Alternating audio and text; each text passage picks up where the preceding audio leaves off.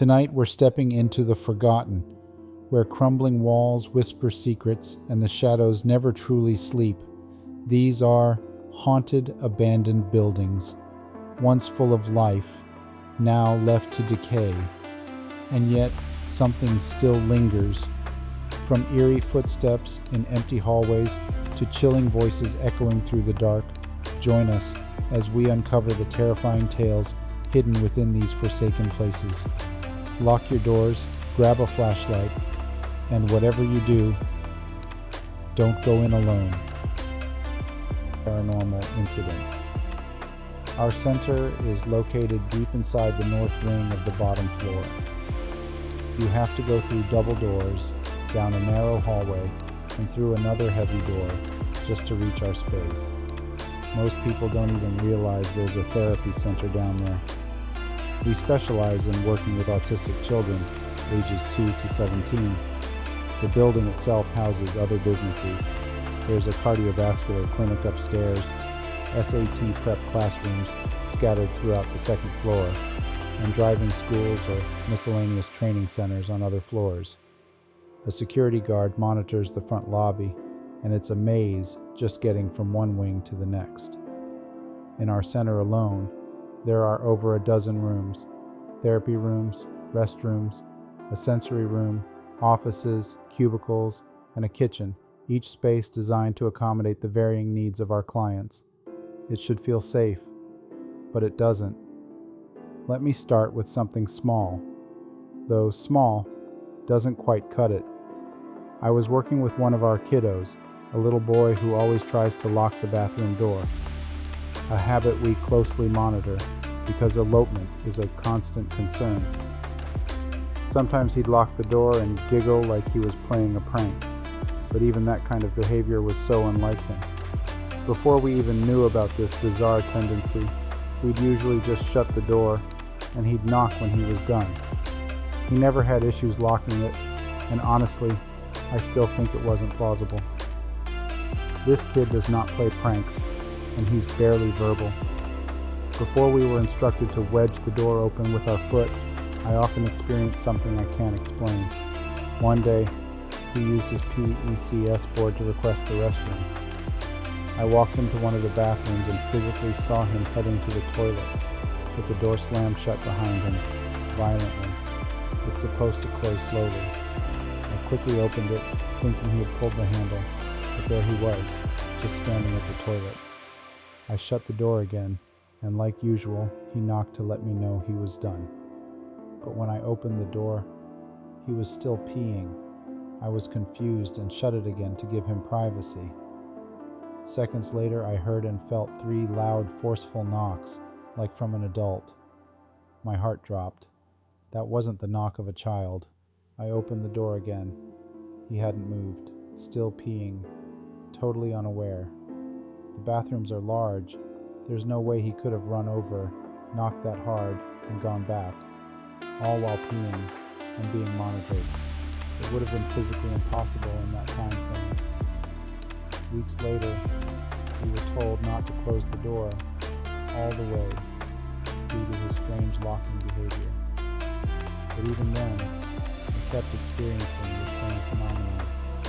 It didn't just happen once or twice. It happened multiple times, and with different therapists and techs, not just with this one patient.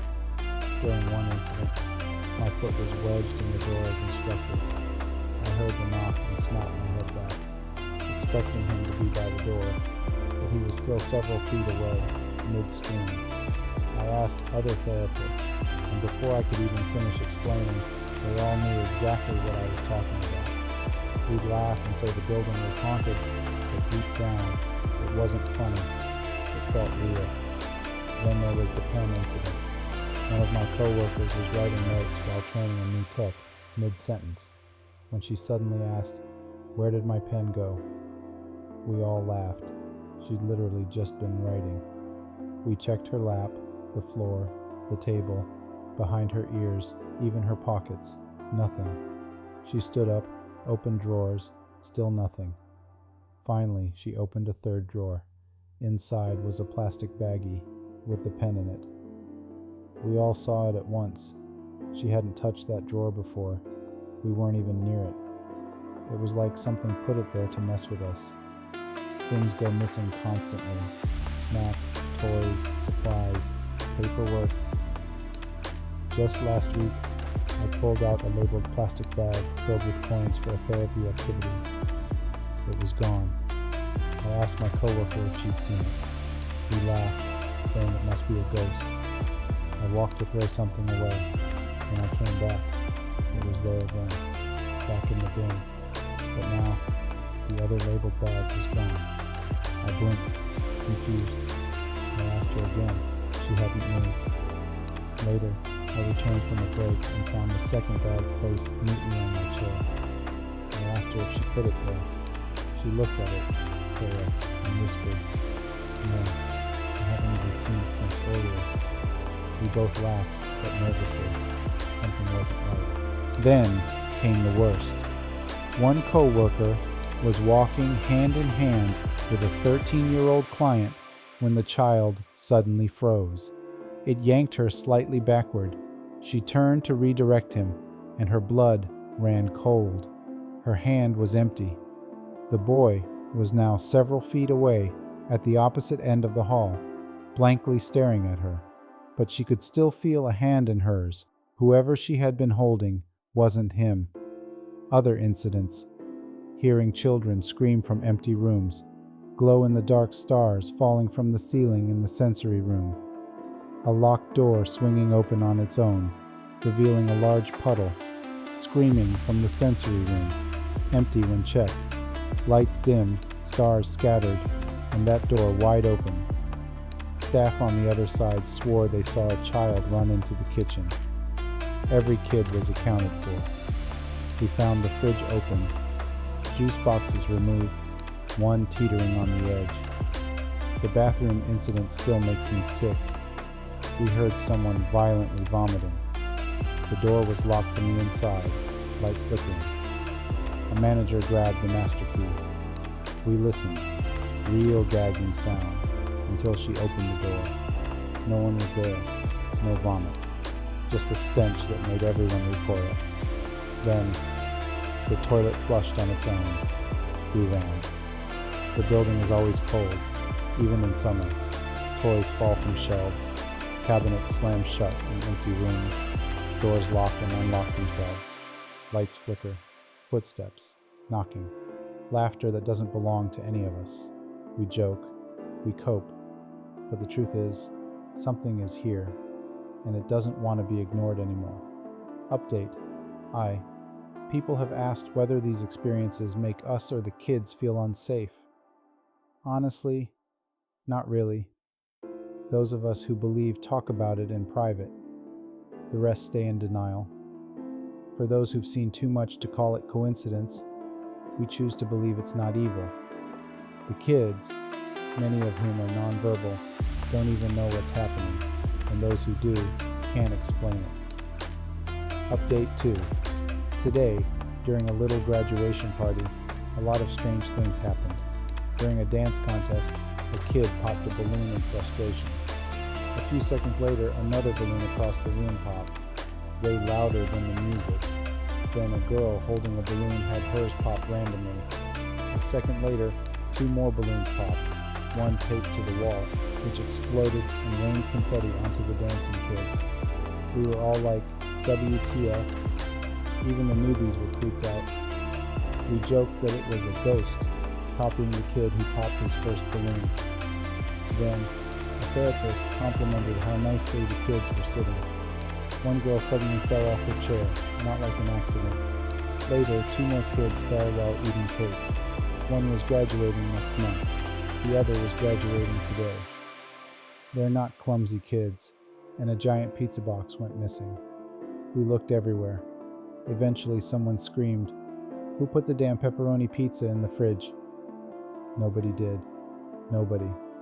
I feel like I could keep updating this thread forever. Stuff like this happens every day. It's interesting, sometimes even fun. But I really want to know what the hell is going on. I'm going to research the building's history and update what I find.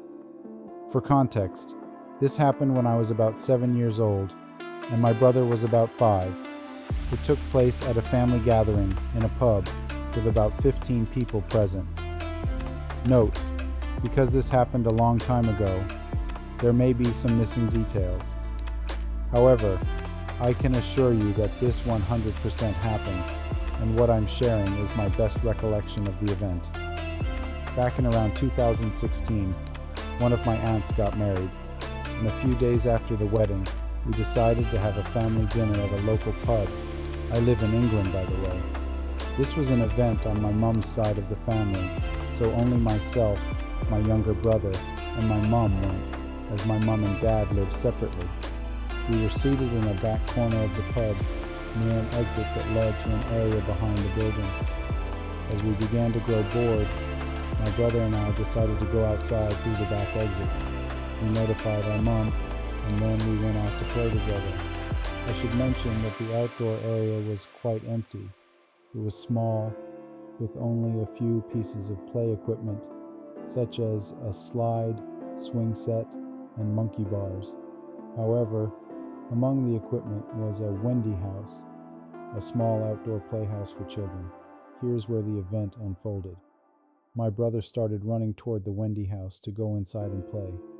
Once he was about 4 feet, 1.3 meters from the door. I kid you not, a large gray mist manifested right behind him. The mist stood roughly 7 feet, 2.1 meters tall, and had a vaguely humanoid shape, resembling an overweight man.